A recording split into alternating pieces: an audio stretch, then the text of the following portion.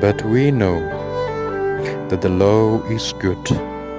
if a man use it lawfully. Knowing this, that the law is not made for a righteous man, but for the lawless and disobedient, for the ungodly and for sinners, for unholy and profane, for murderers of fathers and murderers of mothers, for manslayer,